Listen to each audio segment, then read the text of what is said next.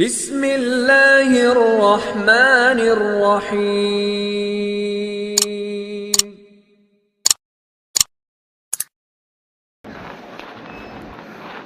بسم اللہ الرحمن الرحیم۔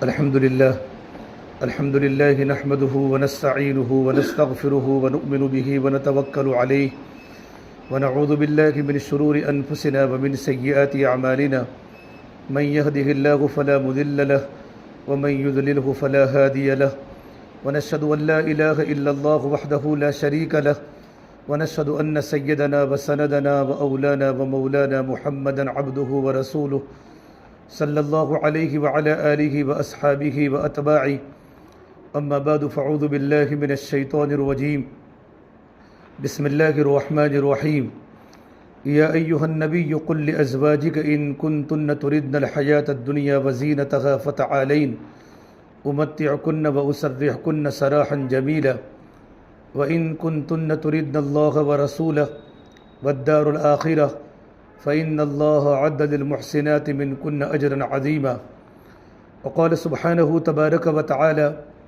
من عمل صالحا من ذكر أو أنثى وهو مؤمن فلنحيينه حياة طيبة ولنجزينهم أجرهم بأحسن ما كانوا يعملون وقال النبي صلى الله تبارك وتعالى عليه وسلم إذا سلت امرأة خمسها وصامت شهرها وأطاعت بعدها وحسنت فرجها دخلت من أي أبواب الجنة شاءت أو كما قال النبي صلى الله تبارك وتعالى عليه وسلم۔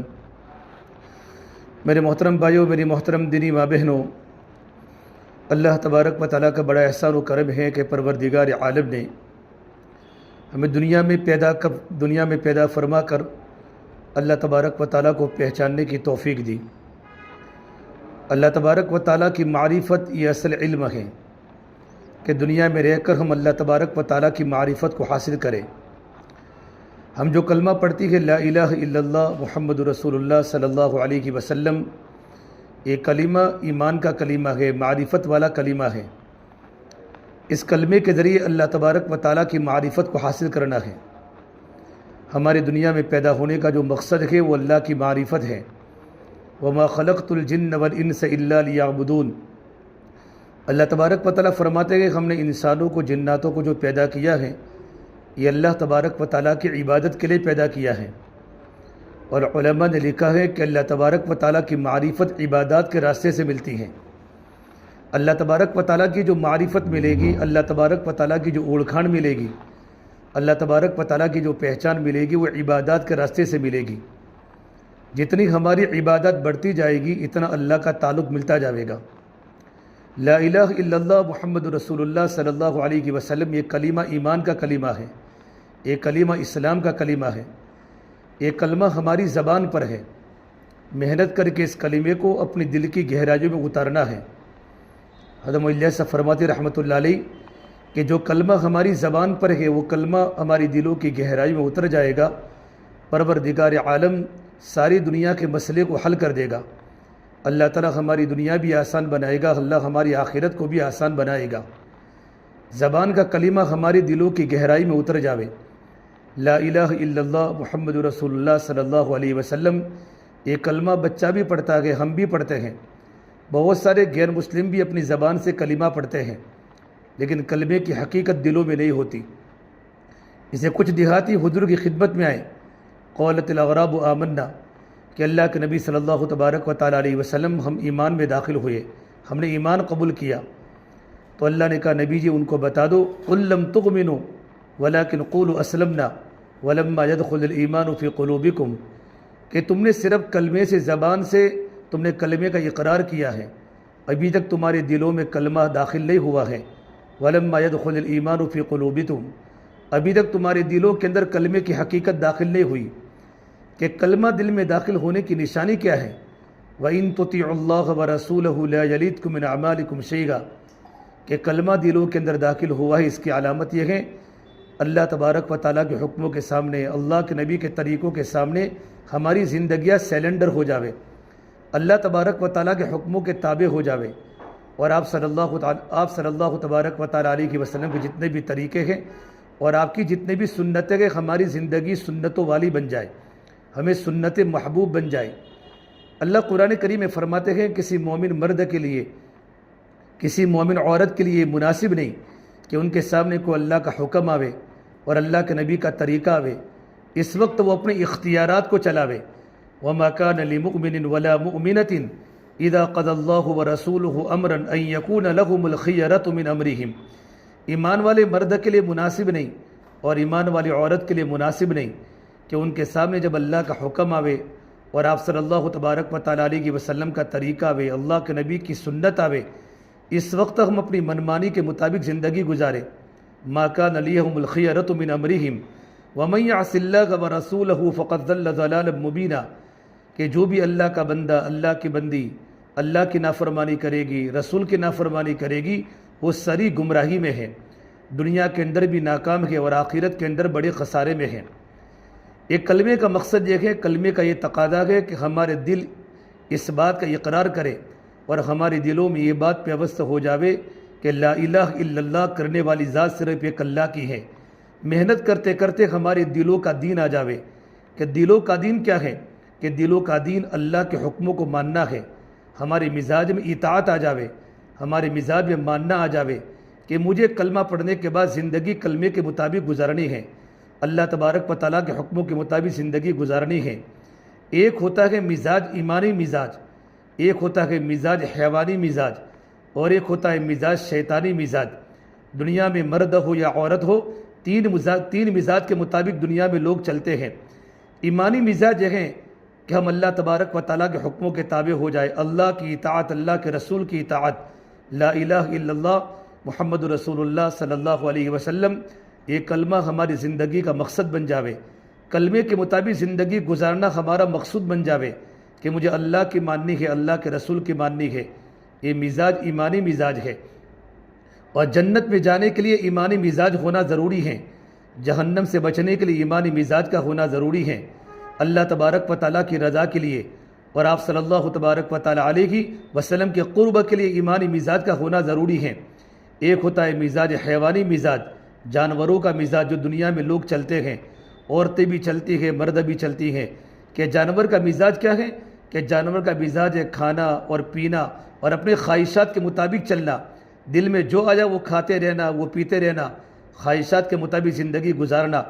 آج ہماری مرضی میں جو ہے ہم کھاتی بھی ہیں، پیتی بھی ہیں، اور خواہشات کے مطابق کپڑے بھی پہنتی ہے، بازاروں میں چلتی بھی ہے، چاہے اللہ کا حکم ٹوٹے، چاہے نبی کا طریقہ چھوٹے، اس سے ہمارا کوئی مطلب نہیں۔ ہمارا مزاج کے مطابق ہمیں زندگی گزارنی ہے، اپنی مرضیات کے مطابق زندگی گزارنی ہے، یہ تو جانوروں کا مزاج ہے۔ اور ایک مزاج ہے شیطانی مزاج، شیطانی مزاج یہ ہوتا ہے کہ حق پر چلنا بھی نہیں اور کسی کو حق پر چلنے دینا بھی نہیں۔ یہ دنیا میں بہت سے مرد بھی ہیں جو خود حق پر نہیں چلتے، دوسروں کو بھی حق پر چلنے نہیں دیتے، ماں حق پر نہیں چلتی، اپنی اولادوں کو حق پر نہیں چلنے دیتی۔ اولاد اگر جوان لڑکے داڑھی رکھنا چاہتے ہیں، ماں اپنے بیٹے کو داڑھی رکھنا ماں کو پسند نہیں ہے، بیٹا سنت کے مطابق بال کٹواتا ہے، لیکن ماں دکان پر جا کر اپنے چھوٹے چھوٹے بیٹوں کے بال اللہ کے نبی کی ناراضگی والی کٹاتی ہیں۔ جو یہودیوں کا کلچر ہے، جو نصارہ کا طریقہ ہے، جو مجوسیوں کا طریقہ ہے، ان کے مطابق بچوں کے بال کاٹے جاتے ہیں، ان کے مطابق بچوں کی تربیت ہوتی ہے۔ یہ سارا کا سارا شیطانی مزاج ہے کہ حق پر چلنا بھی نہیں اور کسی کو حق پر چلنا دینا بھی نہیں، کہ مجھے پردہ نہیں کرنا، میری بیٹی بھی پردہ نہ کرے، مجھے لڑائی کرنی ہے، میری اولادیں بھی لڑائی کرے، رشتہ داروں سے مجھے بات نہیں کرنا اور اپنے بچوں سے بات نہیں کرنے دینا۔ یہ شیطانی مزاج ہوتا ہے کہ میں پڑوسن سے بات نہیں کرتی تو میرے بچے بھی پڑوسن سے بات نہیں کریں گے۔ یہ مزاج شیطانی مزاج ہیں، اور شیطانی مزاج کے مطابق چلنے والی مستورات اور مرد دنیا کے اندر بھی بڑے گھاٹے میں ہیں اور آخرت کے اندر تو بہت بڑے خسارے میں ہیں۔ اس سے میرے بہنوں، ہمیں سب سے پہلے جو ہماری زندگی کا مقصد ہے اللہ تبارک و تعالیٰ کو پانا اور اللہ تبارک و تعالیٰ کی مرضیات کے مطابق زندگی گزارنا، کہ میرا مولا مجھ سے راضی ہو جاوے، میں گھر کے کام کروں، میرا اللہ مجھ سے راضی ہو جاوے۔ اللہ تبارک و تعالیٰ کے راضی ہونے کی سب سے بڑی بنیاد یہ ہے اپنی نیتوں کو صحیح کرنا، ہر کام اللہ تبارک و تعالیٰ کے لیے کرنا، کہ میں گھر میں کھانا پکاتی ہوں اس لیے پکاتی ہوں تاکہ میرے بال بچوں کو میں کھانا کھلاؤں، میں اپنے شوہر کی خدمت کروں، اور شوہر کی خدمت کرنے پر اللہ کی طرف سے بہت بڑا اجر ہے، بچوں کو کھلانے پر بچوں کو پلانے پر مجھے عمل کا وعدہ کیا ہے، اللہ نے مجھے اجر کا وعدہ کیا اللہ تبارک و تعالیٰ کی طرف سے۔ تو آپ کو کھانا پکانے پر بھی ثواب ملے گا، کھانا کھلانے پر بھی ثواب ملے گا۔ گھر کی صفائی میں اس لیے کر رہی ہوں کہ صفائی تو آدھا ایمان ہے، اور آپ صلی اللہ تبارک و تعالیٰ علیہ وسلم صفائی کو پسند فرماتے تھے، اس لیے میں گھر میں صفائی کر رہی ہوں، تو آپ کو گھر کی صفائی پر بھی اجر ملے گا۔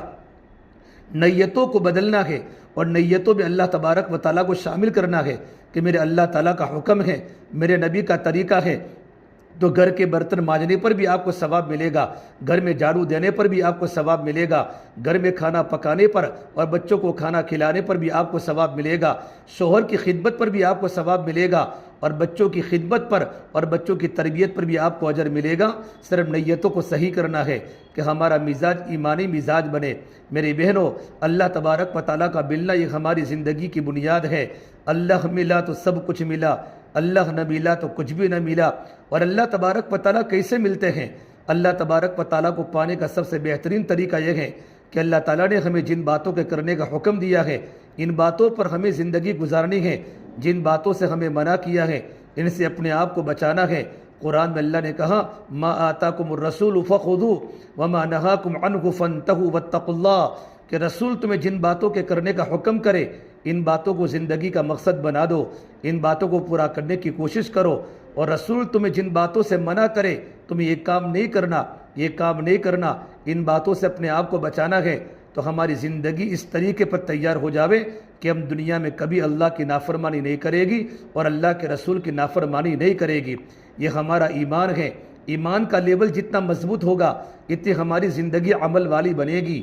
ایمان کی سطح کو بلند کرنا ہے اور اپنے دلوں کو دھونا ہے۔ دل کو کیسے دھونا ہے؟ کیا دل میں دنیا کی محبت پیدا ہو گئی ہے؟ دل میں سونا و چاندی کے زیورات کی محبت ہے۔ سونا و چاندی کے زیورات کی محبت عورت کی فطرت ہے، شریعت نے اس کو نہ نہیں کہا۔ شریعت تو کہتی ہے سونا و چاندی کی محبت تو ہونی چاہیے۔ زُيِّنَ لِلنَّاسِ حُبُّ الشَّهَوَاتِ مِنَ النِّسَاءِ وَالْبَنِينَ وَالْقَنَاطِرِ الْمُقَنطَرَةِ مِنَ الذَّهَبِ وَالْفِضَّةِ، عورتوں کے لیے مزین کی گئی ہے شہوات کی محبت، سونا و چاندی کی محبت، لیکن اتنی محبت ہو کہ سونا و چاندی کے زیورات کے پہننے میں ہم اللہ کے حکم سے غافل ہو جاوے، نبی کے طریقے سے غافل ہو جاوے، کپڑوں کے پہننے میں اللہ کا حکم توڑے، ایسے کپڑے پہنے جو شریعت میں ناپسند ہیں۔ شریعت نے کہا کیسے کپڑے پہننے ہیں کہ ہمارا بدن کا لباس ڈھیلا ڈالا ہو، ہمارے بدن کا لباس ڈھیلا ڈالا ہو، ہم پردے سے زندگی گزارے۔ فرما اللہ کے نبی صلی اللہ تبارک و تعالیٰ علیہ وسلم نے رب کاسیات عاریات مائلات ممیلات، میرے نبی نے فرمایا میں نے جہنم کی دو قسموں کو دیکھا ہے، صنفان من اہل النار، میں نے جہنم کی دو قسموں کو دیکھا۔ ایک قسم تو وہ ہیں کہ جن کے ہاتھوں میں کوڑے ہوتے ہیں اور وہ کوڑوں کے ذریعے دوسروں پر حملہ کرتے دوسروں کو مارتے ہیں۔ علماء نے لکھا ہے اس سے مراد پولیس والے ہیں جن کے ہاتھوں میں ڈنڈے ہوتے ہیں، لوگوں کو بغیر قصور کے لوگوں کو مارتے ہیں۔ جہنم کی جو دوسری قسم ہے وہ عورتیں ہیں رب کاسیات عاریات مائلات ممیلات، کہ بہت ساری کپڑا پہننے والی عورتیں آخرت میں بغیر کپڑے کے ہوگی، کپڑا پہننے والی عورتیں آخرت میں بغیر کپڑے کے ہوگی، اور ایسے کپڑے پہنے گی مائلات، جب وہ پالمپور کے مارکیٹ میں چلے گی یا بازاروں میں چلے گی تو غیر محرم نوجوانوں کو اپنی طرف مائل کرے گی۔ مفتی محمد تقی عثمانی صاحب دامت برکاتم نے اپنی تربیت شریف کی شرح فتح الملہم میں لکھا ہے اس طرح مٹک مٹک کے بازاروں میں چلے گی کہ نوجوانوں کو اپنی طرف مائل کرے گی، ممیلات، اور خود نوجوانوں کی طرف مائل ہوگی۔ فرما اللہ کے نبی صلی اللہ تبارک و تعالیٰ علیہ وسلم نے ایسی عورتیں جنت کی خوشبو کو بھی محسوس نہیں کر سکے گی۔ حالانکہ روایات میں ہے کہ جنت کی خوشبو تو 1 مہینے کی مسافت پر اتنی دوری سے آتی ہے۔ یہ عورتیں اتنی ملعون ہوگی جن پر آسمان کے فرشتوں کی لعنت ہے، زمین کے فرشتوں کی لعنت ہے۔ تو لباس پہننے کا طریقہ بتایا، یا بنی آدم قد انزلنا علیکم لباسا یواری سوآتکم وریشا، یا آدم کے بیٹو ہم نے تم پر لباس کو اتارا ہے۔ لباس کا مقصد کیا ہے؟ ہمارے عیبوں کو چھپانا، ہمارے ستر کو چھپانا، ہمارا لباس ڈھیلا ڈالا ہو۔ تو میرے نبی نے فرمایا بہت ساری کپڑا پہننے والی عورتیں بغیر کپڑے کے ہوگی۔ ملا علی قاری رحمۃ اللہ علیہ نے اس حدیث کی تشریح فرمائی ہے کہ کپڑا پہننے کے باوجود بغیر کپڑے کی دکھے گی۔ اتنے باریک باریک کپڑے پہنے گی۔ آج ہماری مارکیٹوں میں نئی نئی جو شاپنگیں ہو رہی ہیں، شادی کے موقع پر اور منگنی کے موقع پر اور خوشی کے موقع پر جو کپڑے بازاروں سے خریدے جاتے ہیں، اتنے باریک اور اتنے پتلے کپڑے ہوتے ہیں۔ بعض کپڑوں میں تو آستینیں ہوتی بھی نہیں ہیں، خالی استر کا کپڑا ہوتا ہے کہ کپڑا پہننے کے باوجود بغیر کپڑے کے دکھے گی۔ ایسے کپڑے بازاروں سے لائے گی اور ایسے کپڑے اپنے بدنوں پر پہنے گی جسے بدن کا ابھار و ابھار باہر دکھائی دے گا، بدن کے اندر کی چیزیں باہر دکھائی دے گی۔ تو میرے نبی نے فرمایا یہ جہنم کی قسم ہے، یہ جہنمی عورتیں ہیں۔ اور ایک ترجمہ لکھا ہے اتنا فیٹ کپڑے پہنے گی، اتنا چست کپڑے پہنے گی۔ آج ہمارے معاشرے میں ایسے چست کپڑے پہنے جاتے ہیں کہ بدن کا ابھار باہر نظر آتا ہے، بدن کا نشیب و فرات باہر دکھائی دیتا ہے۔ اتنے باریک اور اتنے فیٹ کپڑے پہننے جاتے ہیں کہ کپڑے پہننے کے باوجود بغیر کپڑے کی دکھے گی۔ ایسی عورتیں جنت کی خوشبو کو بھی محسوس نہیں کر سکے گی۔ اور فرمایا اللہ کے نبی صلی اللہ تبارک و تعالیٰ علیہ وسلم نے یہ جہنم کی عورت کی قسم ہے۔ اس سے میری بہنوں زندگی ہماری ایمانی مزاج والی بنے کہ میں مسلمان ہوں، میں اللہ کی بندی ہوں، میں اللہ کے نبی کی امتی ہوں، مجھے زندگی کیسے گزارنا ہے۔ میں کھانے پینے میں آزاد نہیں، میں کپڑا پہننے میں آزاد نہیں، میں شادی کے موقع پر آزاد نہیں، میں منگنی کے موقع پر آزاد نہیں، میں بچے کی پیدائش پر آزاد نہیں۔ خوشی کی ایسی منانی ہے جو اللہ کا حکم ہے، غم ایسا منانا ہے جہاں اللہ کا حکم ہے کہ خوشی میں شریعت نہ ٹوٹے اور غمی کے موقع پر اللہ ناراض نہ ہو جاوے، اللہ کے نبی ناراض نہ ہو جاوے۔ اس طرح ہمیں زندگی گزارنی ہے۔ ایمان جب بنے گا، ایمان بنے گا تو اعمال بنیں گے، اور اعمال بنیں گے تو اخلاق بنیں گے، اور اخلاق بنیں گے تو معاشرہ پاکیزہ بنے گا۔ سب سے بڑی بنیادی چیز ہمارے دلوں کا دین ہے کہ دلوں میں اللہ کا یقین آ جاوے، دلوں میں اللہ کی محبت پیدا ہو جاوے۔ اللہ فرماتے ہیں یا ابن آدم، یا آدم کی بیٹی قلبک لی فلا تدخل فیہ حب غیری، یا آدم کی بیٹی تیرا دل تو میرے لیے ہے، میرے علاوہ کسی اور کی محبت دل میں داخل مت کر۔ یقین دل میں ہو تو میرا ہو، محبت ہو تو میری ہو۔ اس لیے اللہ کے نبی صلی اللہ تبارک و تعالیٰ علیہ وسلم نے اللہ سے ایمان کی محبت مانگی۔ اللہ محبب الیک الایمان، یہ اللہ جو سب سے محبوب چیز ایمان دے دے، ایمان محبوب بنا دے۔ وزینہ فی قلوبنا، اور میرے دل کا ڈیکوریشن اور میرے دل کی زینت کو ایمان بنا دے۔ وکر الینا الکفر والفسوق والعصیان، مجھے کفر سے نفرت دے دے، گناہوں سے نفرت دے دے، فسق سے مجھے نفرت دے دے۔ آپ صلی اللہ تبارک و تعالیٰ علیہ وسلم نے اللہ کی نافرمانی والے کاموں سے نفرت کی دعا کی ہے اور ایمان کی محبت مانگی، اللہ کی محبت مانگی۔ اللہم انی اسألوک حبک، یا اللہ میں تو آپ کی محبت کا سوال کرتا ہوں، وحب من یحبک، ان لوگوں کی محبت مانگتا ہوں جو تجھ سے محبت کرتے ہیں، وحب عمل یقرب الی حبک، اے پروردگار عالم میں تو ایسے اعمال کے کرنے کی محبت مانگتا ہوں جن اعمال کے کرنے سے تیری محبتوں میں اضافہ ہوتا ہے، تیری محبتوں میں ترقی ہوتی ہے۔ صحابہ اپنی دعاؤں میں اللہ کی محبت مانگتے تھے، صحابیات اپنی دعاؤں میں اللہ کی محبت مانگتی تھی۔ جس کی محبت ہوتی ہے اس کی اطاعت آسان ہو جاتی ہے۔ شوہر کی محبت ہوتی ہے بیوی کے دل میں تو بیوی شوہر کی ہر بات کو مانتی ہے۔ جن گھروں میں دیکھو، جن عورتوں کے دلوں میں اپنے شوہروں کی محبت نہیں ہوتی، وہ گھر جھگڑے کا ذریعہ بن گیا ہے، وہ گھر فساد کا ذریعہ بن گیا ہے۔ شوہر بات کچھ کرتا ہے، عورت کام کچھ کرتی ہے، عورتیں نافرمان بن جاتی ہیں۔ ان شوہروں کا گھروں میں جانا بڑا مشکل ہو جاتا ہے۔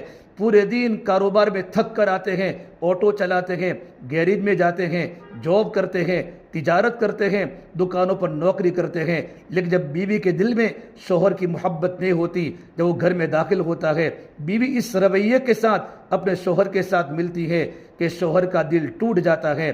حضرت عائشہ فرماتی ہے رضی اللہ عنہا کہ میرے آقا صلی اللہ تبارک و تعالیٰ علیہ وسلم جب گھر میں داخل ہوتے تھے، مسکرا کر داخل ہوتے تھے، سلام کر کے داخل ہوتے تھے، مسواک کر کے داخل ہوتے تھے۔ میں دروازے کے اندر کھڑی ہو جاتی تھی جب میرے آقا کا آنے کا وقت ہوتا تھا۔ عورتوں کی ذمہ داری ہے کہ شوہر کے گھر سے نکلتے وقت اور شوہر کے گھر سے آتے وقت اپنے گھر کے کام کاج کو چھوڑ دے، شوہر کو اچھی طرح رخصت کرے۔ صحابیات کا معمول تھا جب صحابہ کرام اپنے گھروں سے کاروبار کر نکلتے تھے، مدینہ منورہ کی انصاریہ صحابیاں اپنے گھروں کے دروازے کے اندر کے حصے میں کھڑی ہو جاتی تھی اور اپنے شوہر کو دعائیں دیتی تھی، اور شوہر کو یوں کہتی تھی، اللہ تم کو اپنے امان میں رکھے، اللہ تم کو اپنی حفاظت میں رکھے۔ پھر چاشت کی 2 رکعت پڑھ کے اللہ سے دعا کرتی تھی، اے پروردگار عالم، میرا شوہر روزی کمانے گیا ہے تاکہ میں اور میرے بچے کسی کے سامنے سوال نہ کرے، اللہ تو میرے شوہر کی روزی میں برکت دے دے۔ ارے میری بہنوں، ہمارا شوہر جب گھر سے نکلتا ہے، مجبوری میں نکلتا ہے، اس کی ذمہ داری بیوی کی ہے، اس کی ذمہ داری بچوں کی ہے، محنت اس لیے کرتا ہے، گرمی کے موسم میں، سردی کے موسم میں، برسات کے موسم میں شوہر گھر سے نکلتا ہے تاکہ میری بیوی کسی کے سامنے سوال نہ کرے، میں اپنے بال بچوں کو حلال روٹی کھلاؤں، میں اپنی بیوی کو حلال لقمے کھلاؤں، میری بیوی کسی کے سامنے سوال نہ کرے، میرے بیٹے کسی کے سامنے سوال نہ کرے۔ اس سے شوہر گھر سے نکلتا ہے، لیکن عورتیں اس وقت تک گھروں میں کام کاج مشغول ہوتی ہیں۔ کب شوہر گیا بیوی کو پتہ نہیں، کب آٹو کو چالو کیا بیوی کو پتہ نہیں، کب شوہر گیریج پر گیا بیوی کو پتہ نہیں۔ عورت کی ذمہ داری ہے جب شوہر گھر سے نکلے اس وقت شوہر کو دعاؤں کے ساتھ روانہ کرے۔ جب شوہر کے آنے کا وقت ہے کہ میرا شوہر مغرب کے بعد آتا ہے یا عصر کے بعد گھر پر آتا ہے یا عشاء کے بعد گھر پر آتا ہے، عورت کی ذمہ داری ہے اس وقت اپنے اچھے کپڑے پہن کر بن سور کر شوہر کے سامنے بننا بھی ہے، شوہر کے سامنے سورنا بھی ہے، شوہر کے سامنے زیب و زینت کو اختیار بھی کرنا ہے، اور شوہر کے سامنے جب آنے کا وقت ہو مسکراتے چہرے کے ساتھ اپنے شوہر کا استقبال کرے، سلام کا جواب دے، ان کو بٹھاوے، ٹھنڈی کا موسم ہو تو سادہ پانی پلاوے، گرمی کا موسم ہو تو ٹھنڈا پانی پلاوے، اور ان کو کھانے کا تقاضا ہے فوراً گرم گرم کھانا تیار کرے۔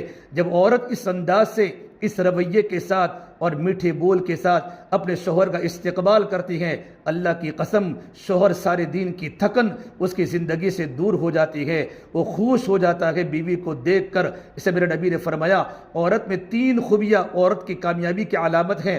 آپ نے صحابہ سے پوچھا بتاؤ عورت کی سب سے بڑی خوبی کیا ہے؟ ای العمل خیر، عورت کی سب سے بڑی خوبی کیا؟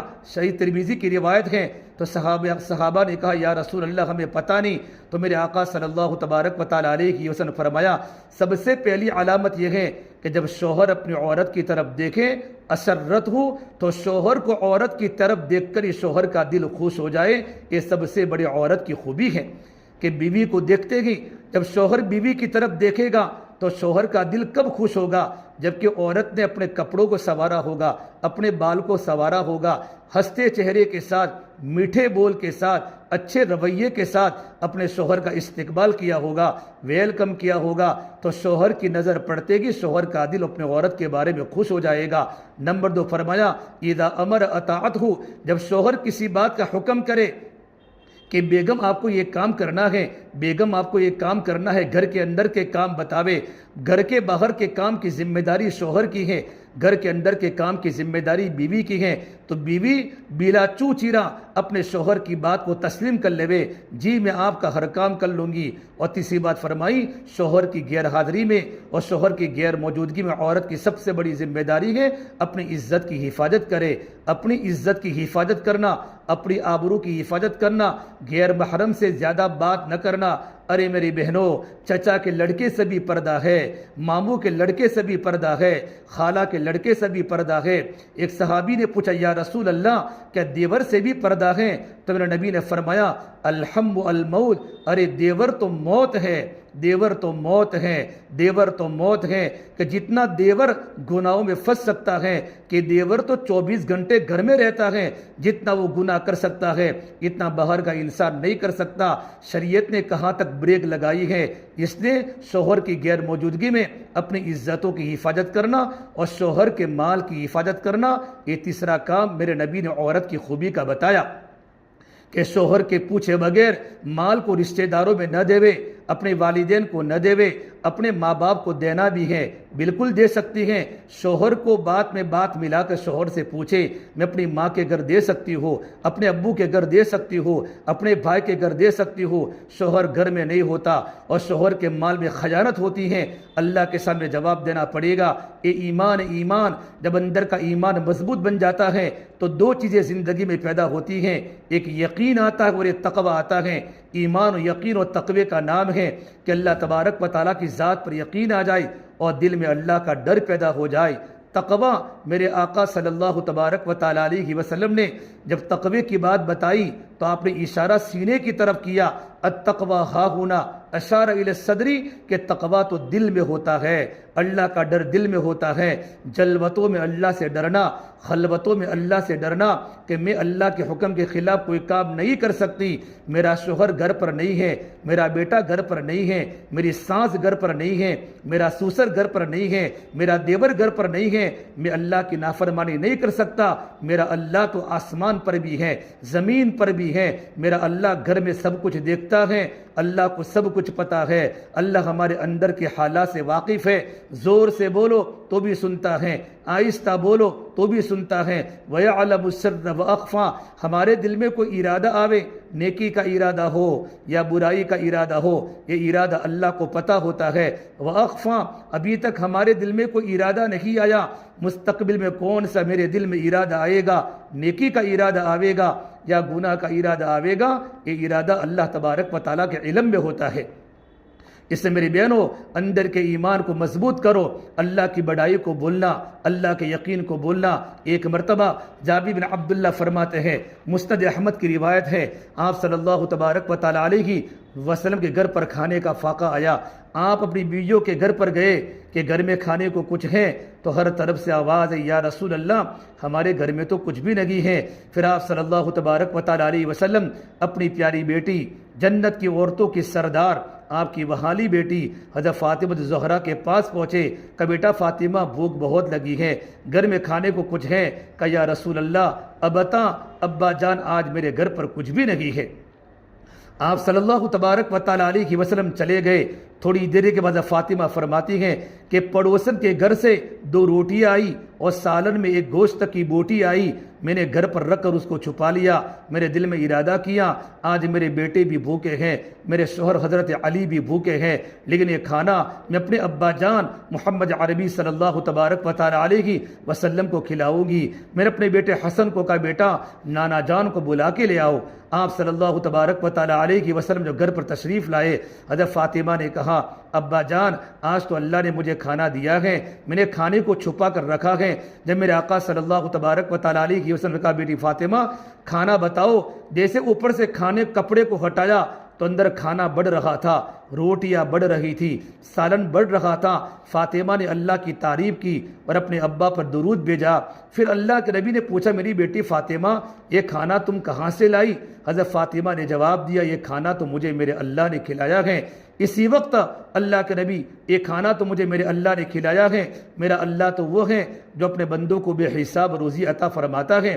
جب یہ بات فرمائی تو آپ صلی اللہ تبارک و تعالیٰ علیہ وسلم کے آنکھوں سے آنسو آئے اور اپنی بیٹی کی زبان پر ایمانی جملہ سن کر اللہ کے نبی نے فرمایا میری بیٹی تمہاری مثال بنی اسرائیل کی عورتوں کی سردار حضرت مریم کی طرح ہے کہ جب مریم رضی اللہ عنہا کو دروازے میں بند کر کے ان کے خارو زکریا علیہ السلام فلسطین کے مارکیٹ میں جب اللہ کے بندوں کو اللہ کے دین کی دعوت دینے کے لیے گئے، جب واپس آئے دروازہ لوک تھا، دروازے پر تالا لگا ہوا تھا۔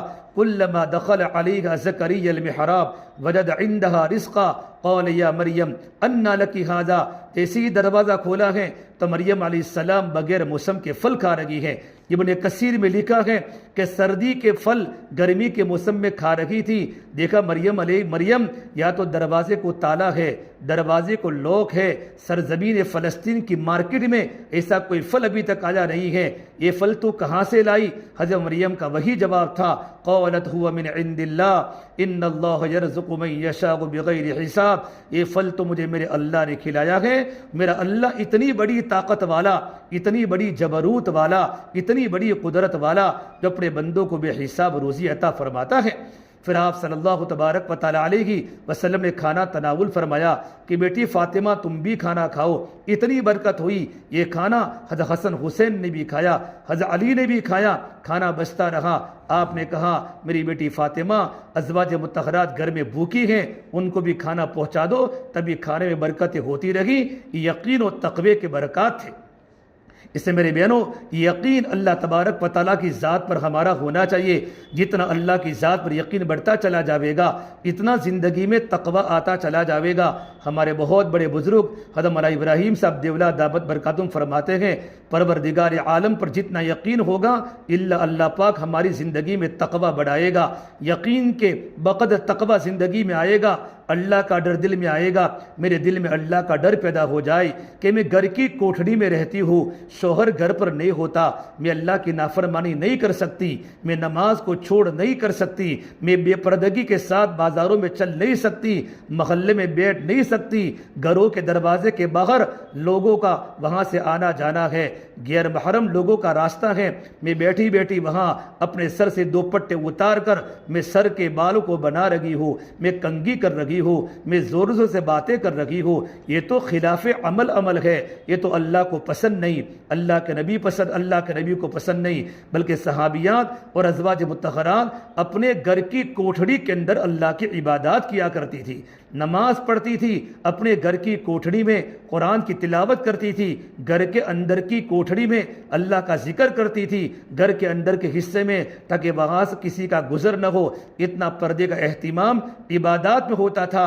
ارے میری بہنوں, دل میں تقوی نہ ہونے کی وجہ سے, ایمان کی کمزوری کی وجہ سے, اللہ کا ڈر دل میں نہ ہونے کی وجہ سے ہماری زندگیاں آزاد ہوتی چلی جا رہی ہیں.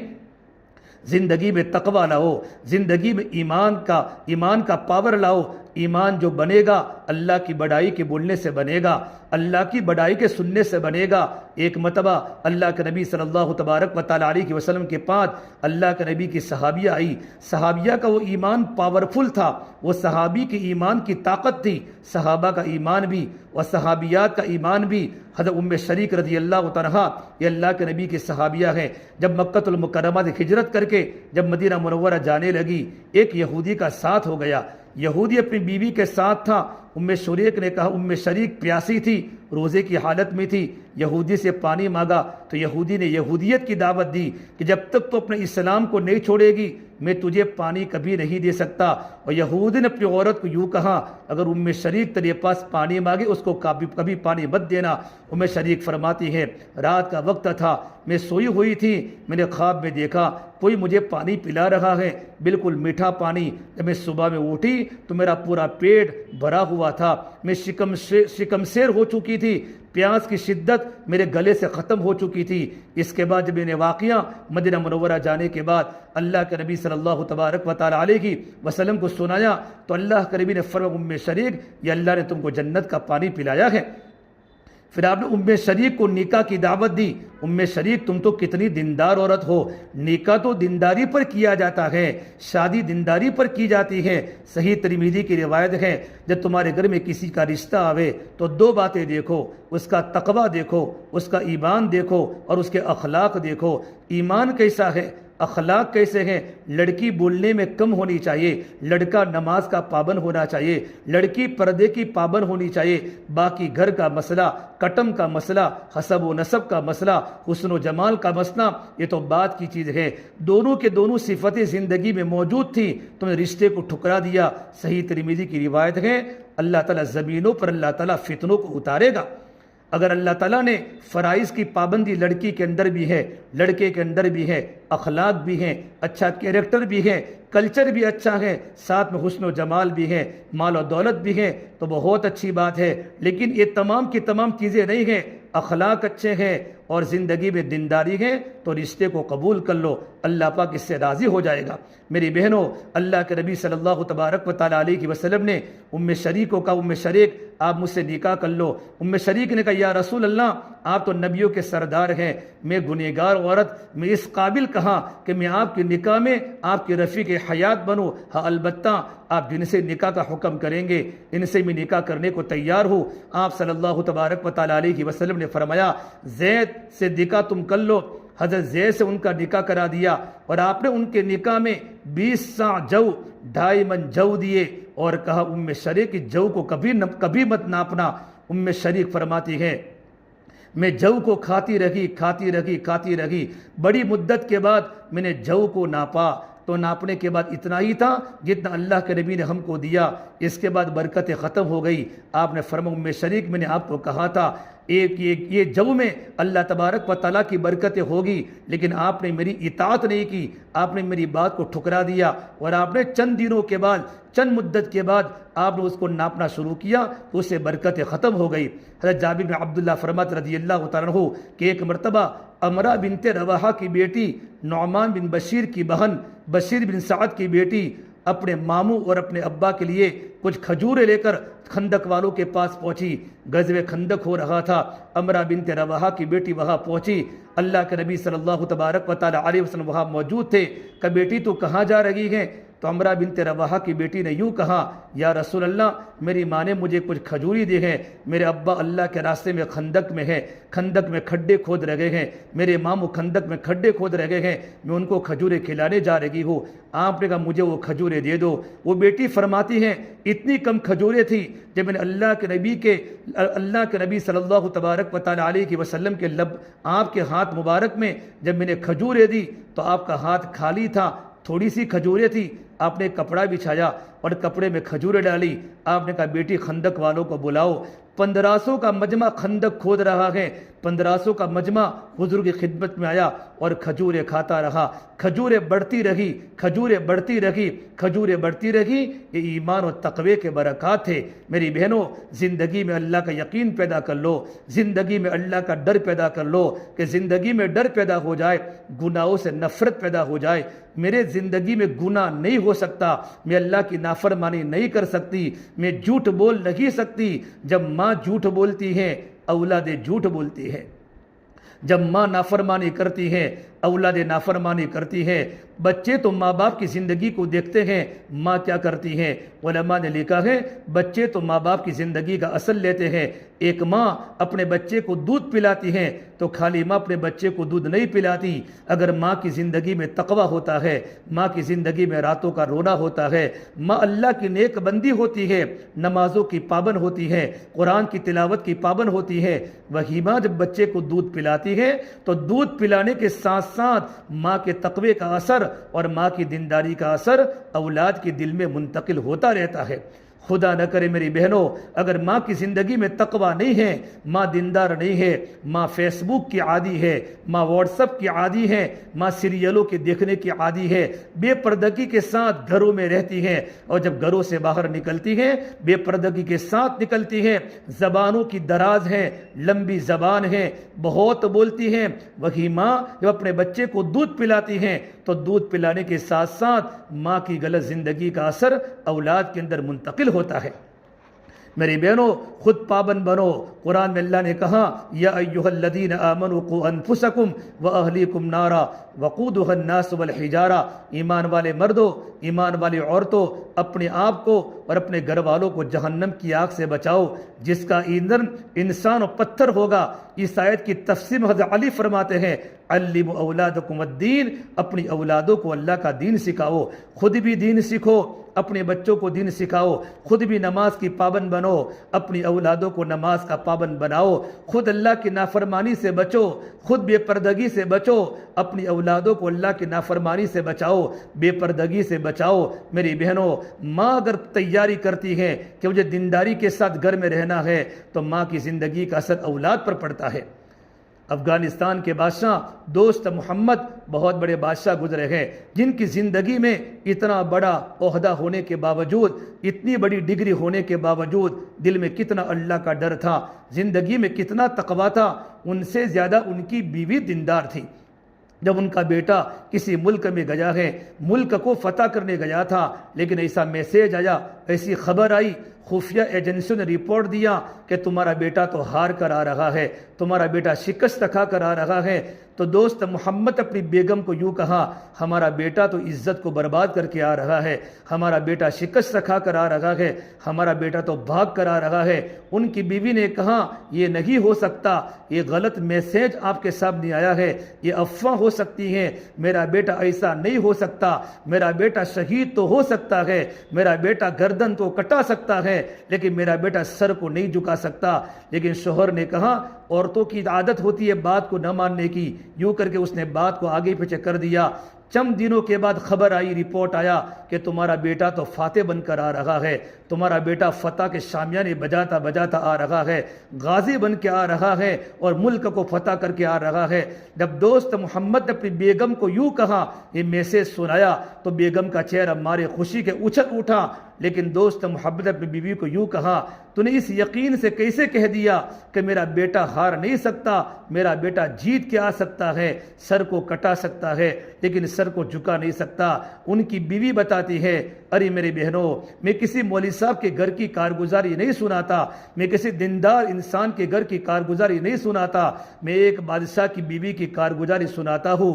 بیگم نے یوں کہا، بادشاہ سلامت، جب یہ بچہ میرے پیٹ میں تھا اس کے بعد میں نے آپ کی حکومت کا ایک پیسہ نہیں لیا، میں ٹوپیوں کو سیتی تھی اور ٹوپیوں کے سینے کے بعد جو پیسہ آتا تھا اس کی روزی میں اپنے پیٹ میں اتارتی تھی، حلال کے لقمے کھائے ہیں۔ جب میرا بیٹا پیدا ہوا ہے سنت کے مطابق میں نے اپنے بیٹے کی تحنیک کروائی، اس کے بال میں نے کتروائے، اس کے بعد میں نے اپنے بیٹے کو بغیر وضو کے دودھ نہیں پلایا۔ سردی کے موسم میں جب ٹھنڈی ٹھنڈی راتیں ہوتی تھی، بیٹا جب دودھ کا تقاضا کرتا تھا میں بار بار وضو کرتی تھی اور وضو کر کے اپنے بیٹے کو دودھ پلاتی تھی۔ جس ماں نے اللہ کے نبی کی سنت کے مطابق اپنے بچے کی پرورش کی ہو اور اپنی بچے کی تربیت کی ہو، وہ بیٹا بزدل کیسے ہو سکتا ہے؟ کیونکہ میرے نبی بزدل نہیں تھے، میرے نبی تو طاقتور تھے، تو نبی کا سچا امتی بزدل نہیں ہو سکتا، نبی کا سچا امتی طاقتور ہو سکتا ہے، ایمانی پاور ہوتا ہے، اس کا ایمانی لیول مضبوط ہوتا ہے۔ میری بہنوں، خود دیندار بنو، اپنے بچوں کو دیندار بناؤ، ہمارے گھر والوں کی زندگی دینداری بنے، ہمارا شوہر ہماری زندگی کو دے کر اصل لینے والا بنے، ہم پردے کی پابند بنے۔ جب کوئی پالمپور کی عورت جب پالمپور کی مارکیٹ میں بغیر پردے کے نکلتی ہے، آسمان و زمین زیر و زبر ہو جاتا ہے، آسمان پھٹنے کو تیار ہو جاتا ہے، زمین پھٹنے کو تیار ہو جاتی ہے۔ میرے آقا صلی اللہ تبارک و تعالیٰ علیہ وسلم جب آپ نے معراج کا آپ نے سفر کیا ہے، جنت کو دیکھا، جہنم کو دیکھا، ایک عورت کو دیکھا، اس کے بالوں کے ذریعے جہنم میں اس کو بالوں کے ذریعے لڑکایا جا رہا ہے۔ ارے میری بہن، اگر آپ کا بیٹا چھوٹا سا بچہ آپ کا بال کھینچے آپ کو کتنی تکلیف ہوتی ہے؟ عورت کا پورا جسم بالوں کے ذریعے لڑکایا جا رہا ہے۔ اللہ کے نبی نے پوچھا، جبرائیل یہ کون عورتیں ہیں؟ جبرائیل نے کہا، یا رسول اللہ، یہ آپ کی امت کی وہ گنہگار عورت ہیں جو بازاروں میں بغیر پردے کے چلتی تھی، بازاروں میں کپڑوں کے خریدنے کے لیے، بازاروں میں کسی چیز کی ضرورت کے لیے جاتی تھی، اپنے سر سے دوپٹے اتار دیتی تھی، بغیر برقعے کے بغیر پردے کے چلتی تھی۔ یہ اللہ کا عذاب اس عورت کو دیا جا رہا ہے، اور کانوں میں سیسا ڈالا جا رہا ہوگا، اس کا دماغ ابل رہا ہوگا۔ ارے میری بہنوں، ہماری زندگی میں اللہ کا ڈر پیدا کیوں نہیں ہوتا کہ ہم جنت کو بھول گئی، کہ ہم جہنم کو بھول گئی، جہنم کے خوفناک مناظر کو بھول گئی۔ جبرائیل علیہ السلام جب میرے آقا کے پاس تشریف لاتے تھے، جب واپس جاتے تھے تو ایجاد لے کر جاتے تھے، قرآن کریم کی وحی کو لے کر حضرت جبرائیل 24,000 مرتبہ 23 سال کے عرصے میں محمد عربی صلی اللہ تبارک و تعالی علیہ وسلم کے پاس پہنچے ہیں۔ ایک مرتبہ حضرت خدیجہ گھر میں تھی، اللہ کے نبی حضرت خدیجہ کے گھر میں تھے، اپنی بیوی کے پاس سے جبرائیل قرآن کریم کی وحی کو لے کر آئے۔ تھوڑی دیر کے بعد بغیر اجازت کے چلے گئے۔ اللہ کے نبی صلی اللہ تبارک و تعالی علیہ وسلم کو خیال ہوا، جبرائیل جب میرے پاس سے جاتے ہیں مجھے پوچھ کر جاتے ہیں، اجازت لے کر جاتے ہیں، اس مرتبہ اجازت کیوں نہیں لی؟ جب دوبارہ جبرائیل کی آمد ہوئی، حضرت جبرائیل کا آنا ہوا تو میرے نبی نے کہا، یا جبرائیل تم پہلی مرتبہ میرے پاس آئے تھے گزشتہ، تم چھٹی کے بغیر کیوں چلے گئے؟ کہ اللہ کے نبی صلی اللہ تبارک و تعالی علیہ وسلم، جب میں آپ کے گھر میں آیا تھا آپ کی بیوی خدیجہ کا سر کا دوپٹہ تھوڑا سا لڑک گیا تھا، میں نے کہا گھر میں شیطان داخل ہو گیا۔ ارے میری بہنوں، جبرائیل نے کہا، یا رسول اللہ، جب سر کا دوپٹہ لڑکنا کی وجہ سے سر کے بال برآمد ہوئے، سر کے بال ظاہر ہوئے، کہا جبرائیل جیسا فرشتہ وہاں سے چلا گیا، کہ جہاں بال دکھتے وہاں فرشتہ نہیں ہوتا، وہاں شیطان آ جاتا ہے۔ نبی کی بیوی خدیجہ اللہ تبارک و تعالیٰ کی طرف سے جنت سے ہزاروں بار جنت سے ان کا سلام آ جائے۔ اتنی بڑی مبارک خاتون کہ میرے نبی نے ان کی موجودگی میں کوئی نکاح نہیں کیا، صرف ایک مرتبہ سر سے دوپٹہ اترنے کی وجہ سے جبرائیل آسمان پر چلے گئے۔ ارے میری بہنوں، ہمارا معاشرہ ہم دیکھیں، ہمارے گھر کی حالت ہم دیکھیں، ہمارے کپڑے کہاں ہوتے ہیں، ہمارے سر کے بال کہاں ہوتے ہیں، سر کا دوپٹہ کہاں ہوتا ہے۔ غزوہ احد کے موقع پر ابو داؤد شریف کی روایت ہے، اللہ کے نبی صلی اللہ تبارک و تعالی علیہ وسلم اللہ کے راستے میں ہے، خلات کا جوان بیٹا فوت ہو گیا، حضور کی خدمت میں آئی، یا رسول اللہ میرا جوان بیٹا فوت ہو گیا ہے، بالکل پردے میں لپٹی ہوئی ہے۔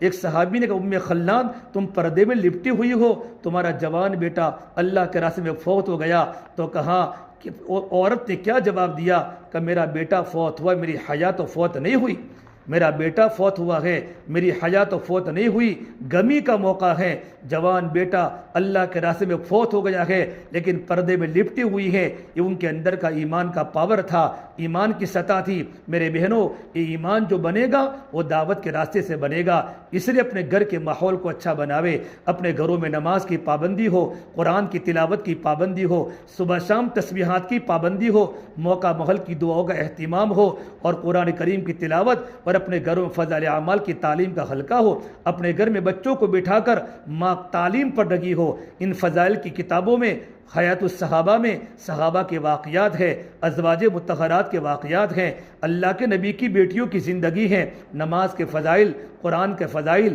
اللہ کے ذکر کے فضائل، اللہ کے راستے میں نکلنے والوں کے فضائل، پڑوسیوں کے حقوق ہے، موت کے تذکیرے ہیں۔ مفتی جناب عابدین صاحب فرمایا کرتے تھے اگر ہمارے گھروں میں تعلیم کے حلقے شروع ہوئے تو تعلیم کے حلقوں کی برکت سے ہمارے بچوں میں عمل کا شوق پیدا ہوگا، اور اچھے صفات کے مذاکروں کی برکت سے ہمارے بچوں کا مزاج دعوت والا بنے گا۔ اس سے میری بہنوں، اپنے گھروں میں تعلیم کا حلقہ چالو کرو۔ اگر گھروں میں تعلیم کا حلقہ شروع نہ ہوا، ہم گھر پر رہتی ہوئی بھی بے گھر ہو جائے گی، ہمارے بچے آوارہ ہو جائیں گے، ہماری بیٹیاں سروں سے دوپٹے اتار دے گی۔